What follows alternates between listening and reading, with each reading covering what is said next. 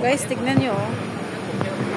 Tignan nyo yung mga puno. Kahit ikuso-kuso kahapon ng super typhoon, pero nakatayo pa rin. Dahil mayroon silang harang. Ayan. Ayan o. Ayan. Doon sa kabila din. Sino yung nakakita ng live videos ko nung bago mag 2:30 yata yun? Tinignan ko kasi ulit ang time ng video, 2:13. So yan ang building. Nakaharap dito. Pero doon sa kabila, doon sa likod, kaya once na malakas ang hangin, hindi siya masyadong nauuga.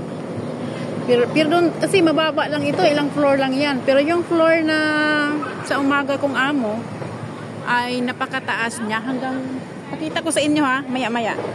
Ayan, ito mga maliliit lang ito na building eh. So ayan yung puno oh, kahit super typhoon pero nakatayo pa rin sila. Ayan. Ang ganda oh, na-excited na ako kung mamunga na yung lalaki na yung mga puno ko na pinatanim ko, ganito din siguro yun. Kasi maiksi lang siya eh, so magkadikit. Ayan siya. So wala silang naputumbaw dahil meron siya lang protection sa baba. 4 na kahoy ang nakalagay. Hindi yan kahoy, yung parang PVC. Oo, PVC. O, ayan. O, ayan. Talagang buo yung mga puno dito. Walang natumba dahil nga may protection sila na 4 na. Tingnan nyo yun, o. 4 yan, eh. Ayan. I-zoom in ko, ha. Ayan. 4 yan. O, 4 yan. Ay. Merese. Ayan. Tapos nakita nyo yung building na yan. Oo. Saglit ha.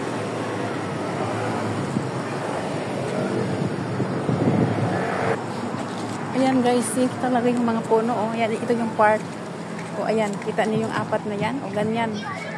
Ganyan kaya safety yung mga puno. Yung mga halaman. So ayan, gusto nyo makita yung building na sinasabi kong doon ako. O ayan guys, yung building na yan, umabot na yan ng umabot na yan ng 60 floor or lampas. So doon ako sa kabila kasi yan eh, hanggang tower 4. So kaya medyo natakot ako kahapon ng konti. Pero kahit hindi siya kusang babagsak. Alam mo kung bakit? Napaka ng nila eh, yung pundasyon ng kanilang yung kanilang paggawa ng building. Walang corruption dito dahil sinosorbiyan ng mga pulis. So okay, hindi kagaya sa Pilipinas na yung mga pulis binabayaran. Dito pagka-low nila, low talaga, hindi ka kung hindi makapasa yung mo, talagang hindi ka isyuhan ng walang issue, hindi ka isyuhan ng permit. Okay? Kaya yun. Ayun siya oh. Oh, yan. Oh, di ba? Super typhoon dito pero walang kahoy na nabagsak ditong area na to. Pero noong 2018, grabing maraming puno na bumigay dahil nga walang ganito, walang protection. So, yan.